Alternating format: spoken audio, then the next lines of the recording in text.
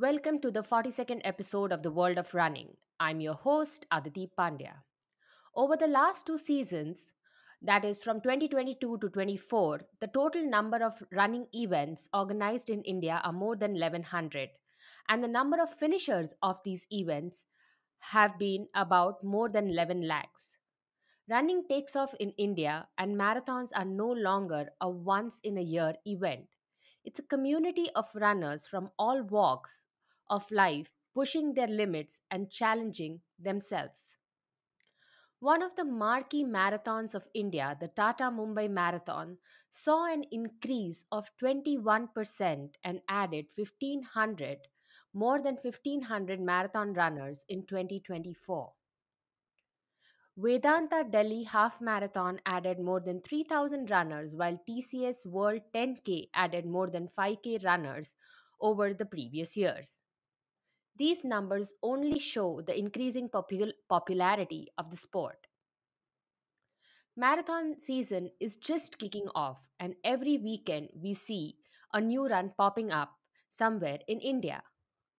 But who's keeping a track of this growth? Who's analyzing the trends and celebrating the achievements and highlights uh, and the challenges? Well, that's where today's episode comes in. Venkatraman Pichumani joins us, who is instrumental in putting together India Marathon annual report year after year. In today's episode, we will be discussing the key findings from this report, trends that have emerged over the past years, and what these trends mean for the future of running in India. Venkat is a successful professional turned entrepreneur who chases his passion for promoting running for good health. By profession, Venkat is a CA. Venkat is a level 2 RRCA running coach and RRCA running race director. Venkat is a member of the Road Running Club of America and US Track and Field, amongst many others. Venkat has many publications under his name, and one such is So Far to 5K, a beginner's handbook for running, which is available in five different languages. He's a regular blogger and a blogger. Venkat is a founder and the trainer of the Zippers Club.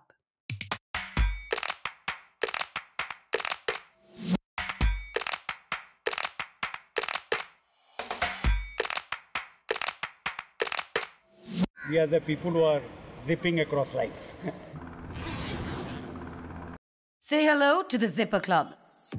They're all over 50 years old. Reclaiming their youth, are they?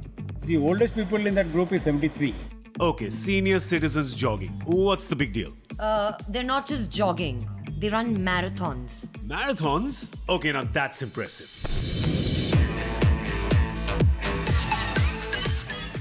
So we do about 4 runs in a year. And of course the main event is the Standard Chartered Mumbai Marathon. All of us are heart patients. Many have undergone bypasses. What the what? After the open heart surgery is done, when the scars remain on the chest, it looks like a zipper.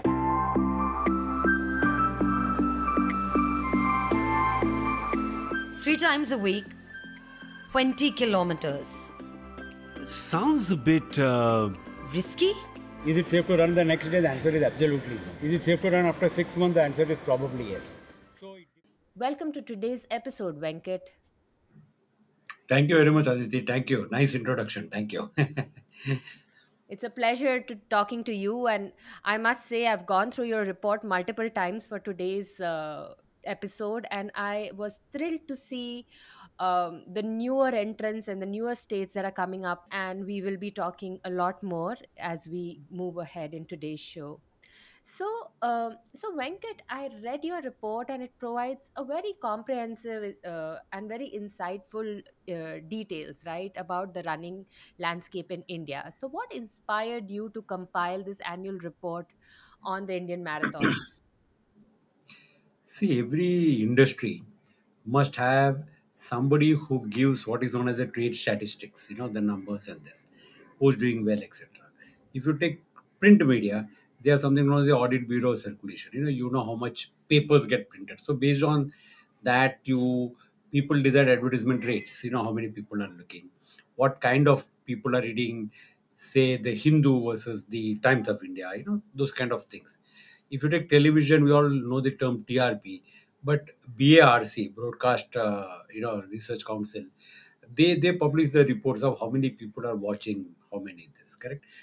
More recently, on social media, you have all the metrics, vanity metrics of likes and reactions and all that.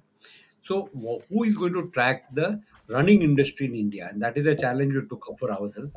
Thankless job, done purely out of passion, or Agree. Bombay language is kujli. Okay, so we did that, and we decided to do that. So the idea was that ultimately the long term fallout of this entire exercise is that good sponsorship money, which is difficult to get for running. We all people in other sports bemoan the monopoly of cricket in sponsorship amount. Good sponsorship money will come only when there is a trackability and accountability of the spend. Because ultimately, who decides to sponsor will say, "What was my impact of the sponsorship?" kind of thing. And if somebody independently is not measuring that impact and reporting that impact, then sponsorship money as a whole will not find its way into running and will go elsewhere where there is trackability and accountability. So the purpose of doing this was, one is of course to know how the event is growing, and that's a very ideal interest. But the real interest, that is a missionary zeal of doing this, because we are spending money every year doing this report, is to see that sponsors ultimately avail of this report and put money into events that they think they should put depending upon what the target is. So basically, it's giving some metrics to the running industry. So that's why the report was started. We started in 2019, and we completed everything. We got a lot of data in 2019, and we were going. That was going to be a launch year. But you know what happened in March of 2020? Somebody came and said Mitno and closed India for that pandemic. So 19, 20, 21, and most of 22 events were very sporadic, and there was no depth in the data. So then last 2 years we have been publishing, though we have data Yeah. from 19. Yeah, I saw that you published for the top 10 marathons, half Mm-hmm. marathons, and 10Ks. And so, do you see these trends changing among the top 10, right? Like I did see while going through the reports, and there were a lot of trends that were changing. And what would you say about these trends? So in the top, this there are certain favorite boys. The Procam events, Delhi, TCS Bangalore, and of course Bombay. They all hit capacity. They all have capacity problems. So growth in those events is going to be difficult. But they are currently the number ones. After 4 5 years, when you have other events coming with not having the capacity problem that these people have, then the actual numbers in those events might grow. For example, one of the events that we are not listed here is India's largest event, which very few people know, which we did last year as a race management and registration partner, is the Kalaignar Memorial Marathon. 73,000 people registered for that event. 64,000 and odd number of people ran that event. Okay, so by that it is bigger than TMM, and it's a Guinness World Record. If you go and search on Guinness, you will get that name. Correct? But because the timing and the way this, we did not, that event was not listed. It didn't meet the parameters for our listing, and therefore it was not there. So events are very big. I mean, you can create 1 lakh event if you want, in our country, but that's not going to be a challenge. But creating an event of the standards of gold standards of what TMM or the other events are going to be difficult. But I see that in the next maybe 5 7 10 years, I see lot of other events growing in size and becoming bigger than what the current number one, number two are. Sure. So, having said that, we do want a healthy competition Correct. amongst the. Currently, we see that there has been 1,000% increase from the inception of Tata Mumbai Marathon till now, Hmm. and a little bit competition will definitely be healthy to see.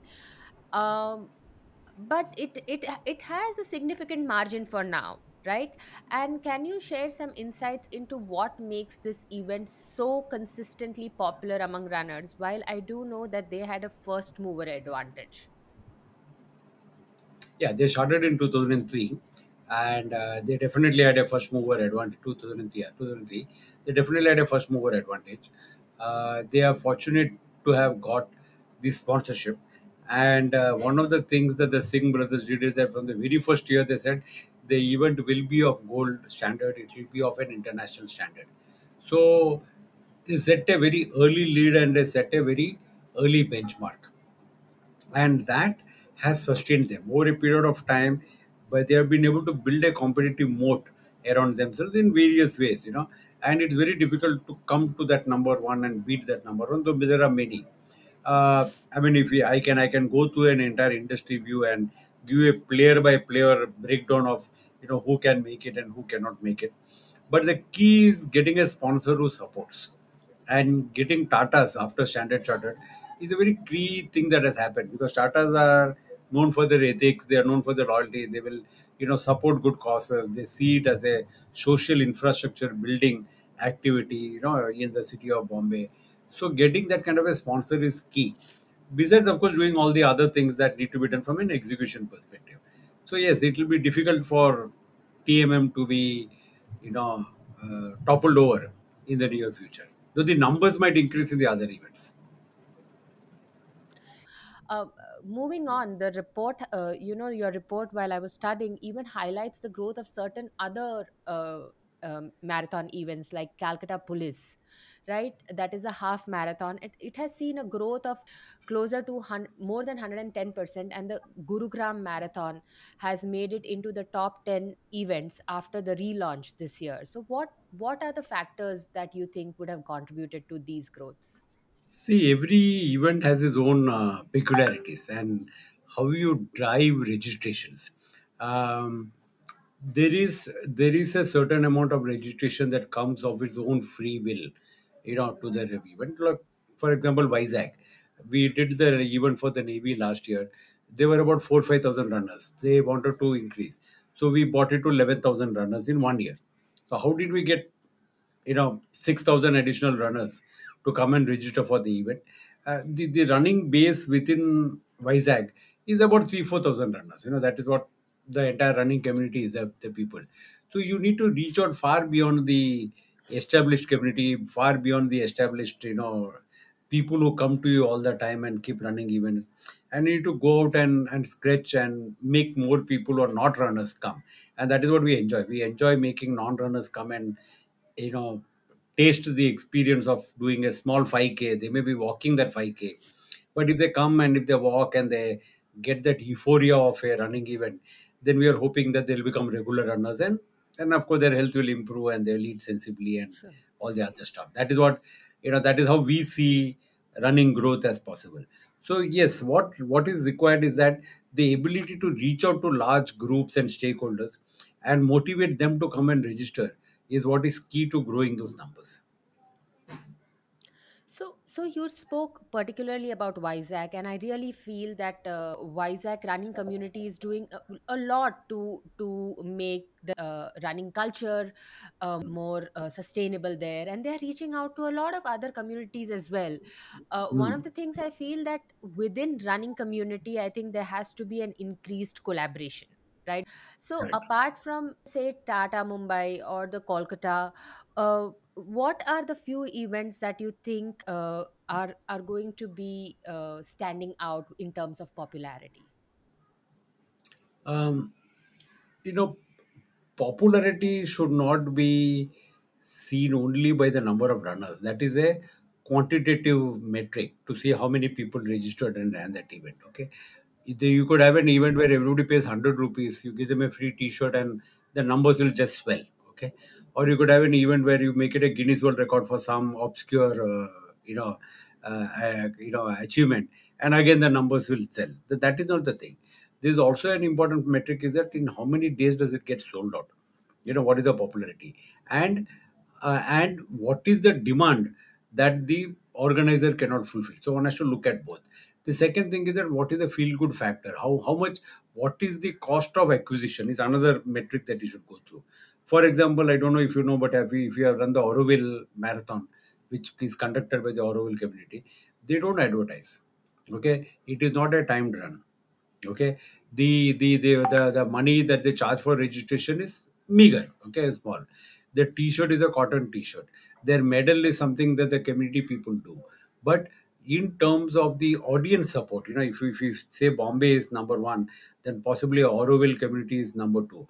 So we do the registration and we work with them, and we just launch the registration and then it gets filled up. They don't have a social media handle. Their website is an obscure website. They don't have any influencer. They have nothing of the tamjam that you see for people what events do to get. So that is one. Ladakh is another case, which is just grown from strength to strength.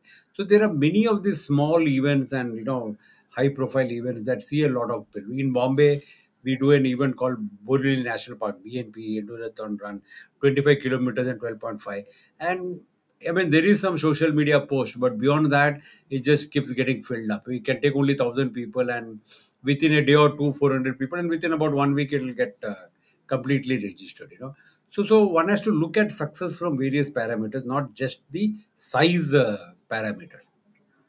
Oh, I totally agree. Oh, I totally agree that the size, Yeah, the quality versus quantity will always yeah, have correct, a is a better parameter to look at it, correct. and also the joy of running, and also the way the it is organized, right? Because Mm, as you mentioned of Orville, I remember I was there a few years back, and I just reached there like 2 days post the marathon, right? And mm, the kind of impact it had still left on the people and within the community was infectious, right? So and you spoke about Ladakh and then Orville. So India is very very diverse, right? And especially with terrains and altitude, and people go to various terrains and altitudes for different reasons. So how do the participation rates compare between the different cities and the regions pan India? In terms of the registration amount, the east is price sensitive, okay, and the south, certain pockets in the south are price sensitive. You can't charge as much for an event in Chennai as you can charge in Bangalore, for example, okay. You can't charge as much for an event in Vizag as you can charge in Hyderabad. You can't charge as much for an event in, say, Rajkot or Surat as you can charge in Ahmedabad. So again, to a large extent, this reflects the underlying GDP and economic, size and growth of that city. And certain cities like Bombay will pay any amount, and Bangalore will pay any amount, and Delhi will pay some amount to a very large extent. So different cities have different pulls. But if you look at that, is one, the registration fees is one expenditure. But there are cities where people spend money on other things. Besides the registration, they also travel, they also stay in a hotel, they also do tourism. So if you look at all those factors, then possibly Ladakh is the highest grossing event, because everybody has to stay there for a minimum of 1 week. And when they are that in that 1 week, they do a lot of tourism. Obviously, what will they do? Because they have to get acclimatized. And every year it is a sellout. I mean, all the distances are get sold out. People train for the Kardungla Challenge, the Silk Route Ultra, the full and the half and everything, and the 5K, and 5K is only for the locals. So in terms of the total cost of participation, forget the foreign country, forget London, all that. There are events that really have a huge cost, because people travel. For example, TCS World 10K, people travel from many other parts of the country, stay in Yeah. hotels, etc. So one should look at how much somebody is willing to spend in order to be part of that experience, and that I think really matters. Registration fee being one component of that entire cost. Agree. So one of the other things, Venkat, are that I see that Western region leads in terms of finishers, right? They have more than 2 lakh participants. What factors contribute to this high number of events and participation in this region versus the rest of India?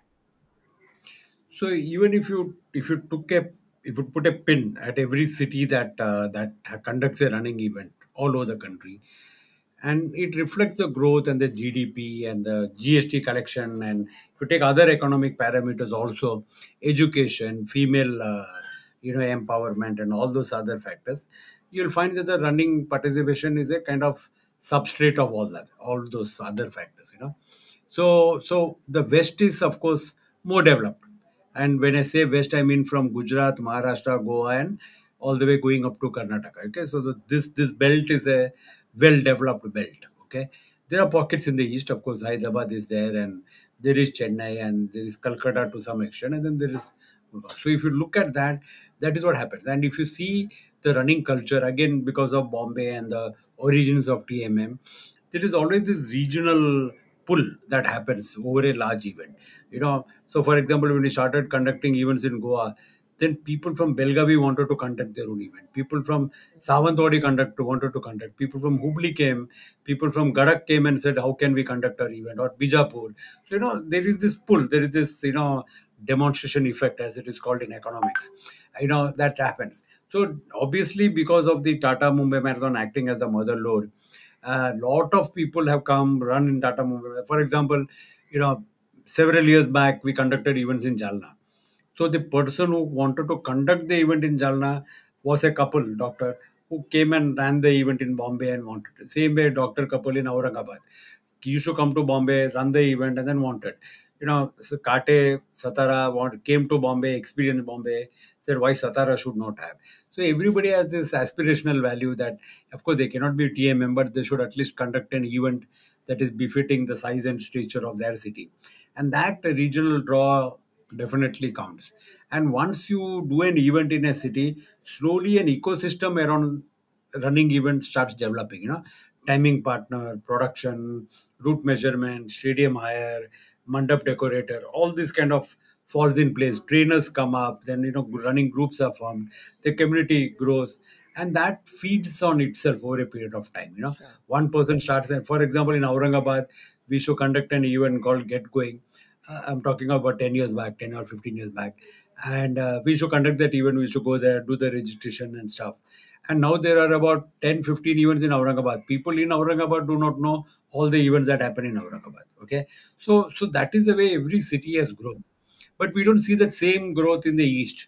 We don't see the same growth in the south. For example, Trichanapalli may not have as many events as Aurangabad, though size might be the same between the two cities. So yeah, so the demonstration effect of TMM has definitely had a regional spread over the western part of the country. Sure. So I also see now a lot of new states entering, right? And having their own set of marathons, half marathons like Uttarakhand and Ladakh, Bihar, Jharkhand. There are new entrants like Arunachal Pradesh and Union Territories, right? And I saw those in your report. So what is making this shift according to you? So there is both a pull and a push effect. Um, the push is public health agenda. Okay, everybody wants to lose weight. Industry statistics say that 60% of the runners who take up running want to lose weight. I was yesterday giving a talk to a corporate in Nasik. There were about 40 employees sitting in front of me, and I said, "How many people here don't want to lose weight?"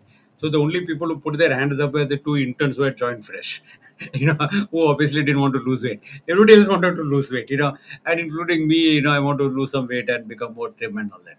So public health agenda, it may not be fear of cardiac disease or diabetes or hypertension or any of those stated problems, but definitely weight is how it is, kind of collectively called.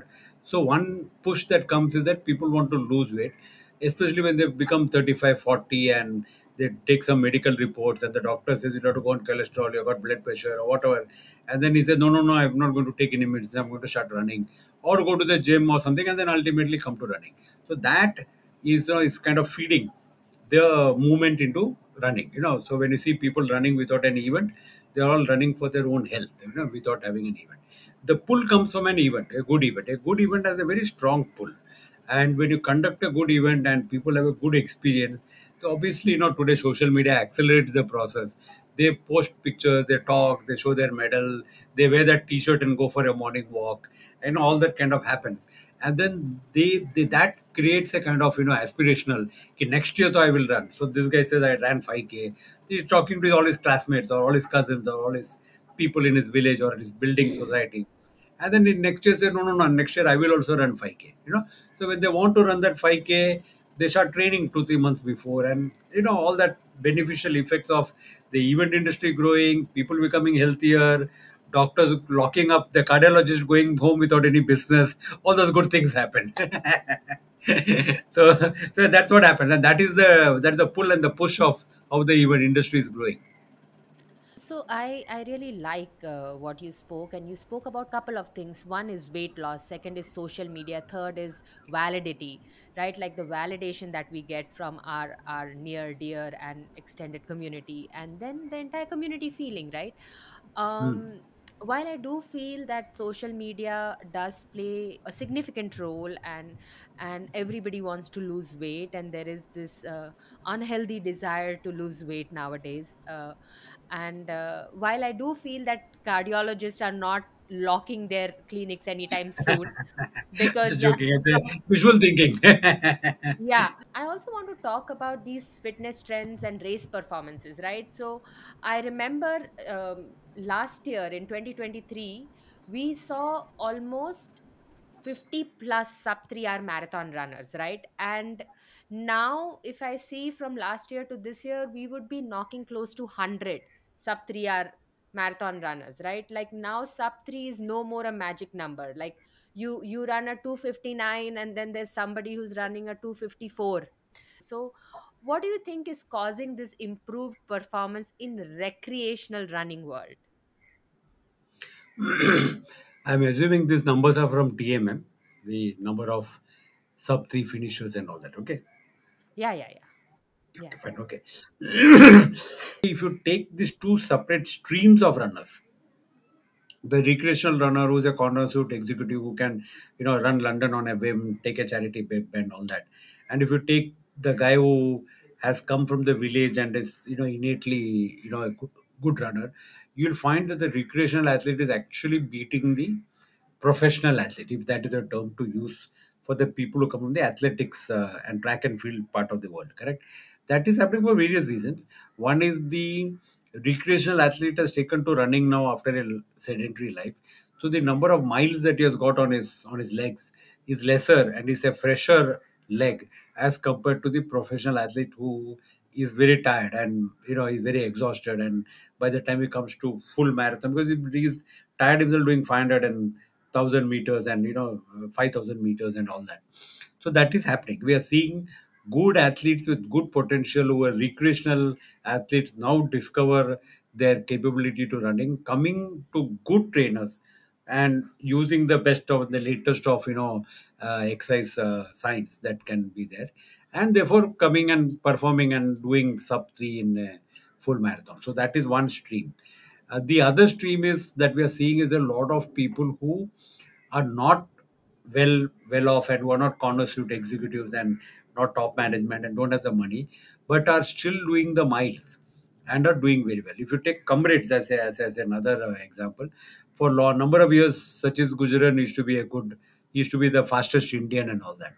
Then Ashnath beat him.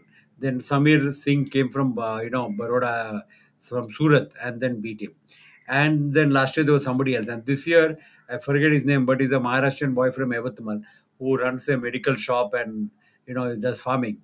And you should just train. He doesn't have access to all the latest nutraceuticals and gadgets and whatever you have, but he's the fastest Indian on comrade. So sometimes there is a lot of raw capability that is getting discovered as the running grows. If Comrades was not there, if Tata Mumbai Marathon was not there, these guys would not be running, correct? So there is a lot of aspirational thing that is coming up, and all this is both the streams are feeding to what we see ultimately as metrics, which is number of sub 3 increasing. Yeah, so you're talking about too many Indias here, right? Like we don't have Correct, one exactly. India, we have multiple Correct, Indias, right? At least correct, from exactly. your Yeah, correct. conversation, I understand. So, anyways, I also want to talk about this year basically we saw in TCS 10K we saw a lot of participants, especially from the age category of 15 to 19, and to be precise there were 184 participants, and these were also the fastest to finish among all age groups, right? So Oh, I'm sure age is by their side, they have more agility.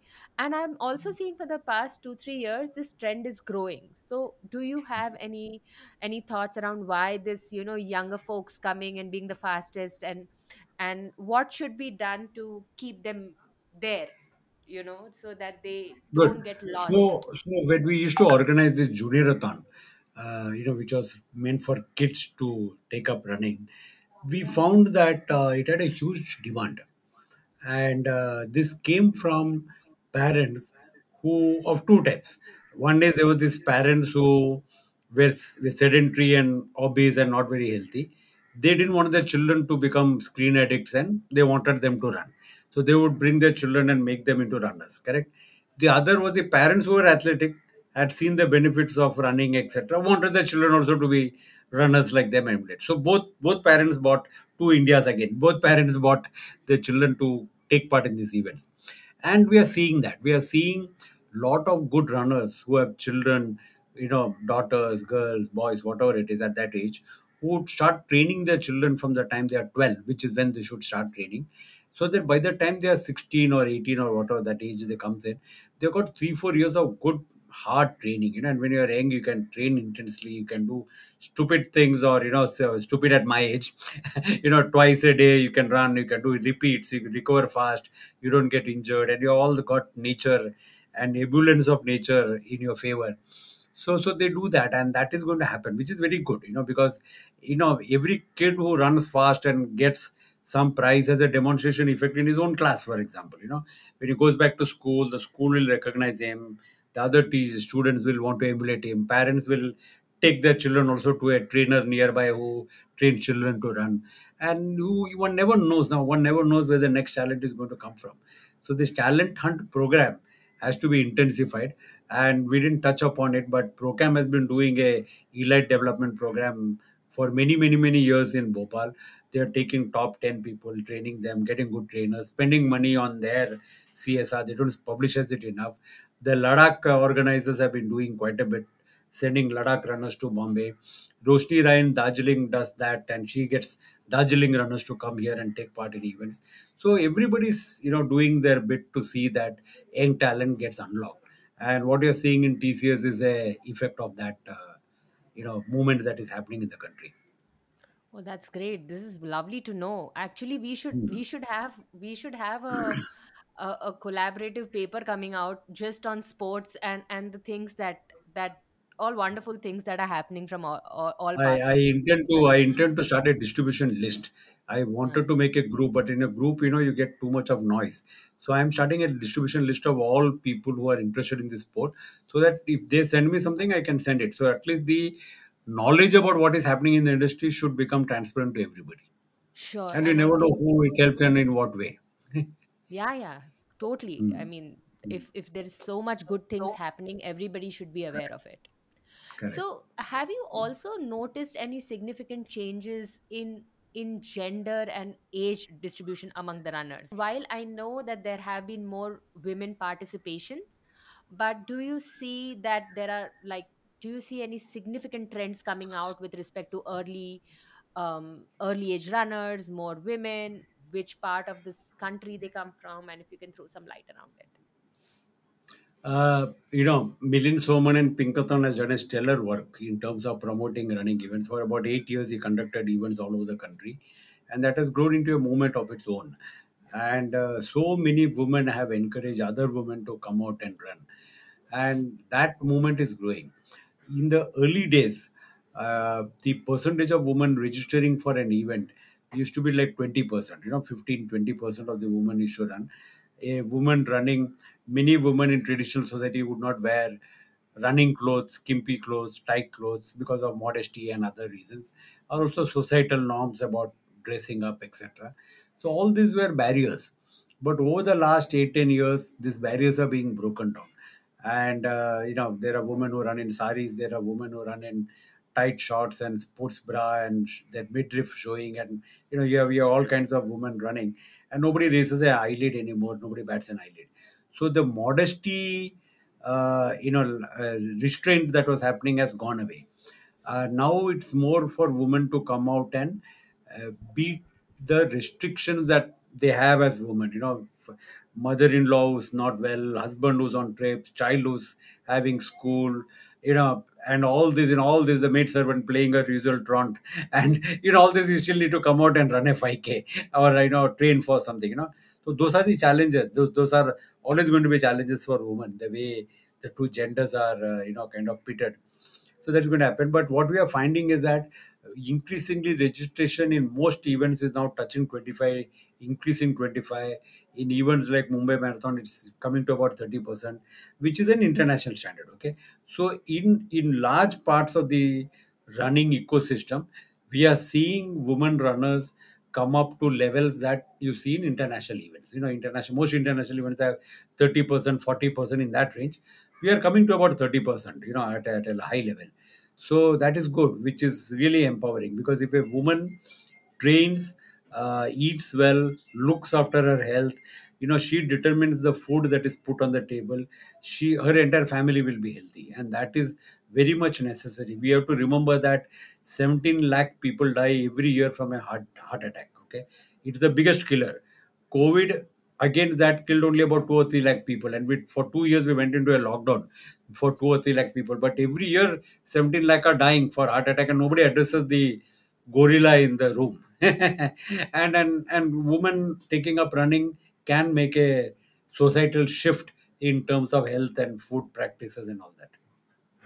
Agree. So let's talk about actually organizing races, right? And I've participated in a lot of races over the past few years, especially again in the south, west, and north. And I understand that organizers also face a lot of challenges on the ground, especially that can be deterrent till the last day and overall experience for runners, right? So since you have been involved in several races, what are some of the challenges that marathon organizers in India face, and how are they overcoming these challenges? I have as race organ. I'm the country's first US certified race director, RRC race director, Yeah. which means that I've studied how to organize a race professionally and correctly. Okay, India's first, and I've gone to USA, studied that, and come back. Okay, now I organize about 100 running events as a race director, which means that I am the CEO of that event. Okay, so that is a depth of experience we and you two can run have. Uh, there are a lot of challenges. One very favorite quote of mine, which gets repeated by others, is that running is good for your health, but organizing a running event is not good for your health. Okay, because it is so stressful. Okay, so that is what I tell people. And this, yeah, there are challenges. There is a financial hurdle to be crossed, which is very important. Unless you get a sponsor, you can't do an event. You can't. Very few boutique events can get conducted only on registration money. The Mannad Ultra or the Auroville or the Ladakh can all happen within the registration money. But unless you get about 40 to 50% of the event budget from a sponsor, it's very difficult to conduct the event without sponsorship money. You can only do boutique events. You can't do a large event. And that is a model not just in India, it's the model all over the world. New York Marathon cannot happen if there is no title sponsor. Okay, it's as simple as that. So that is one. The second is the regulatory hurdle. The problem with the regulatory hurdle is that till the last minute, some cop, some traffic constable, some municipal authority can determine whether that event is going to get conducted or not. There's no certainty in that. Mumbai has come a little bit forward. They have worked on a single window concept. They're trying to smoothen the regulatory hurdle of conducting an event, but that is still a hurdle. The third you know, is the venue. Today we face an infrastructure problem everywhere. Bangalore has got an infrastructure problem. There are no adequate roads, etc. Bombay, everywhere. So the same infrastructure is required for a running event. You require a large space where people can assemble. You require a place where people can come and park their cars. You need public transport that can bring. You need roads that can be close to traffic and doesn't inconvenience the others. So many cities don't have this kind of an infrastructure that is available. If you go to smaller cities, other than the government built stadium, there's hardly any infrastructure in that small city, and that is also not in good condition. So the bigger roadblock is the infrastructure in our country, which is, or rather, the lack of infrastructure in our country. So these are the hurdles that organizers face. The other things are easy, registration, technology, vendor support system have all grown over a period of time. And if we have conducted events in the remotest corners of our country, and very good events. Like for example, we did an event in a village called Sadri, which is near Falna in Rajasthan, and it went off very well. We could do events in all remote parts, small cities, not just medium towns, and we are very happy we can do that. But yes, the biggest challenge first is the money, second is the statutory, the regulatory hurdle, third is the lack of venue and infrastructure to conduct the event, which is becoming difficult. So we are already blocking venues for our 24-25. That is November, December, February, January. We are blocking venues now and booking venues. We are even blocking venues for 25-26 now and paying the money so that we know the venue is available. That's the Oh, challenge. okay. So, also, I want to talk to you about major race organizers, right? So, like currently, if you see, very few race organizers are there in India. And while there are some smaller race organizers, and they only focus in their city. So, what is it that is stopping like the smaller city race organizers to increase or go on and take over to neighboring cities or more cities? So race organizers come in all shapes and sizes, and with the different skill sets and capabilities and drive and passion and a cause why they are conducting that event, correct? And with that comes their ability to scale up, which is the question that you're asking me, correct? So what happens is that you need to understand the various types of organizers, and each one of them has a different need or a imperative to organize that event. There is first is a professional race organizing company, which organizes races as a professional business for itself. Sure. Procam is one which does 5 events now. Guwahati is the one they added last year. Now in Bangalore, you got NEB, which does about 19 events all over the country. Then there are people like us who do it on a contractor basis. There are a lot of other organizers that do it in pockets here and there. Ironman gets conducted, Hell Race gets conducted. So different pockets there are there. There are regional players that conduct 2-3 events within their region. They do a event in Lucknow and in Ujjain and in Varanasi, and then they are happy doing those events. So one is a professional race organizer, sports management company that conducts events. The second is an NGO or a community run, like runners coming together and organizing the event. Hyderabad Runners is an example. They conduct the Hyderabad Marathon. Chennai Runners is an example. They conduct the Chennai Marathon. Dream Runners in Chennai is an example. Goa River Marathon, Satara Hill Marathon, Aurangabad Heritage Run. So these are all events that are conducted by running groups that come together and organize. So that is another class of event organizers. Then you have charities and NGOs that conduct events. Rotary clubs conduct event, Lions Club conduct event. They have no aspirations to grow. They don't need to grow anywhere. Correct. So there are these different categories of event organizers, and each one of them has a skill, capability, aptitude, energy, desire for growth, etc. And that is what determines how large they become and whether they put out more events. Some people are happy with one or two marquee events and they don't want to grow beyond that. So everybody has a different aspirational level.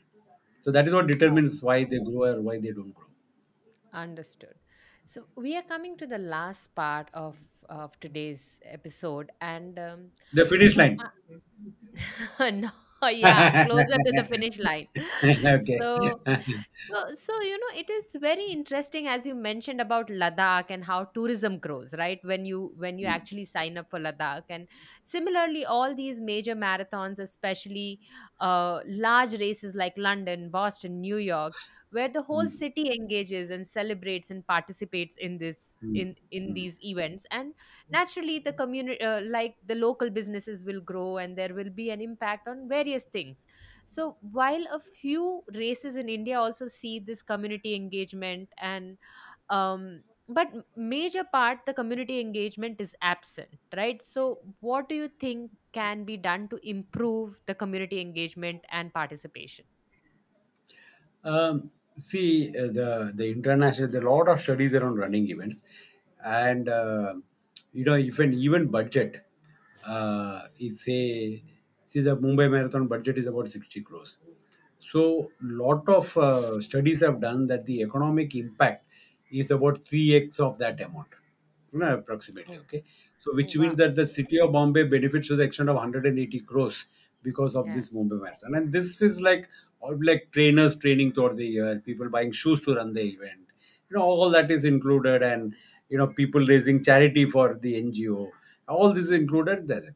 So this is the impact, this is the economic impact of a good running event in a country. And that is not studied, and that is not recognized by our authorities, who are lost in all this, and unfortunately, the quality of talent we have in politics these days, or in administration. Okay, so that is one problem. The second aspect is that there's recognition. The second aspect is that most of the events are on a shoestring budget, and there is absolutely no part of the budget that is given towards what is known as spectating in the US market. So nobody spends any money on spectating. So in Bombay, if people come and cheer you, it is because of the nature of the city. It is because of the kind of people who stay on Pedder Road. But otherwise, if you go run in Delhi, or if you run in, say, Nice Road, who is going to come there and spectate you and cheer you? There's nothing there. So we need to encourage spectating, and of course, who will pay the money and what will you do, etc. Is this when we did the Navy run for the initial 3 4 years, we encouraged spectating. We wanted people to come and be part and see the event, and that brings a kind of aspirational value. Next year they say, "Wow, today this year I'm standing here. Next year I'm going to run that event." Correct? That is how the this grows. But unfortunately, spectating is not given the due prominence that it should be given in the conduct of an event. So there is no community engagement through that channel. Hmm. There is some community engagement through the charities. Some charities are involved and they come and they do whatever it is, and that happens, but not through people just coming to cheer people and watch runners and all that. And and then that shows, and that is why the economic impact is not even greater than what it can be for a running event in your country. So you are very right in saying this, and I also feel that, see, Bombay Marathon happens in the heart of the city, right? And Hmm, people hmm, will on a hmm, Sunday, if they're remotely running, would want to come and view it, right? hmm, Similar, the hmm, same thing happens in Hyderabad, Delhi, hmm, but hmm. like a nice road. Nice road is anyways far from the city, right? So Who is going nobody to is come there going and to, speak to that? nobody will come, and especially it Hmm, starts. See, Indian races also start very early as compared to the foreign races, right, or the world majors, which only start by say 10, at a time when people wake up and have had their breakfast. So the weather conditions are also very very strained, and also I feel that the public transport, right, so there is a lot of things that needs to be streamlined for the spectating to get a notch above where it is currently, right? So more exactly. involvement needs to be taken place. So I have one last question for you, Venkat, and that Sure. is, Sure. what do you see as the future of the running events in India? Like with respect to bigger races, more races, and are we going to have some world majors happening in India? Uh, we see a one day again. It's a pull and a push. Okay, we conducted a study, and this is a study that is another topic for another podcast on some other day. We conducted a Sure. study. What if everybody ran? So we took 15 cities of India, which are like big cities, and we looked at the population that is, say, between 40 and 60 years of age, Mm-hmm. and families earning more than 6 lakhs of rupees income. All this is available. And we said that if 10% of the men and 5% of the women run, then how many runners will be there? Then how much will be the running ecosystem? What will happen to this? How many events will be there, etc. Okay. So this entire ground level up study we did, and the numbers are, India is a very large country, and if all this happens and if this happens, the numbers are very large. So there's going to be a huge opportunity for running events to grow. And you'll have small editions, you'll have 2,000 people, 5,000 people, the Bangalore Midnight Run, and the Kaban Park Run, and the St. Joseph School Run, and the Koramangala Run, and all this will happen as more and more people start running. Then the authorities also stand up and take notice, and they will say that this is for the good. This, of course, this feeling that paisa bana raha hai, they are making it for money, they're not doing it for social good. But whatever it is, that will happen. Second is civic bodies are becoming aware of the need to be healthy. In Chennai, for example, in Tamil Nadu, the health minister Masubramaniam is a runner himself, he's a marathoner, etc. So he is a very big thing of promoting running events. And there are people in power. Even in Bombay, we have got people in power who are runners, and they take decisions to do this, and that can have a huge influence. In Tamil Nadu, for example, there is this easy street, walking program in every major city, and the government is intending to conduct marathons of its own in every major city so that more people become runners. So that's because you got a health minister who's also a runner, is an accomplished marathon runner. Okay, that is the second.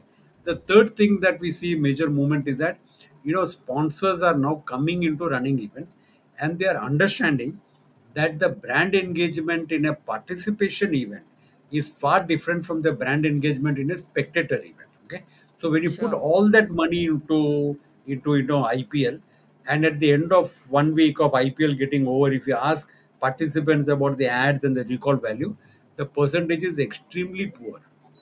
Okay, extremely poor. These are published studies, these are not like I'm not making this up. Okay, so people don't even remember what ad they saw when they were sitting for that IPL matches, and people are spending crores on media. IPL has grown because of the audience. Okay, so spectating audience don't have any irons in the fire to remember that brand. Whereas a runner, and you are a runner, we are all runners, we spend about 5 months, 6 months preparing for an event. We get huge amount of communications. On the day of the event, we are like sweat and blood. We are like perspiring, and we are so fatigued by the time you come that we are at the point of sweat. We are at an emotionally raw moment during this entire race. And when a brand engages with us at that point of time, our mind is fresh and brand engagement is better, which many brands are now recognizing. So the brand recall of a running event brand. There's a famous study, and I can keep on going on this, and I will just give you two studies. Is far more, and brands are now recognizing, corporates are now recognizing this, and they are moving some of their sponsorship money into running. Therefore we are going to see very. For example, we have signed up for an event that's going to happen, which is going to be probably the second richest event in the country. Richest meaning in terms of the budget and the P&L. Okay, so it's going to be the second richest event in the country, and somebody has given that kind of a budget to us to conduct that kind of an event, which of course will get launched at some point of time. So this is what we are seeing. We are seeing huge amount of money coming into running. We are seeing um, we are seeing high level functionaries, ministers, police commissioners, secretariats, municipal this who are runners and want to promote running, and we are seeing a lot of economic impact. I don't know if you have seen the decathlon study. The decathlon has just been growing, and Reliance is now coming up with its own decathlon. That study is a different study. Again, who are these people who are going and buying so many things in decathlon? And that again is an indicative of the sporting and athletic movement at the ground level. So all this is going to result in an exponential growth for the running event industry.